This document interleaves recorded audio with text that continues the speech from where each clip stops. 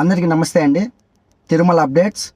మనకు వచ్చేసి డిసెంబర్ 24, 2024 ఈ డేటున మనకు వచ్చేసి జనవరి 10 నుంచి 19వ తేదీ వరకు మనకు వచ్చేసి వైకుంఠ ద్వార దర్శనం టికెట్స్ ఓపెన్ అవుతాయి అన్నమాట. 10వ తేదీ నుంచి 19వ తేదీ వరకు జరిగే దర్శనం టికెట్స్, ఈ 10 రోజులు జరిగే దర్శనం టికెట్స్ ఓపెన్ అవుతాయి.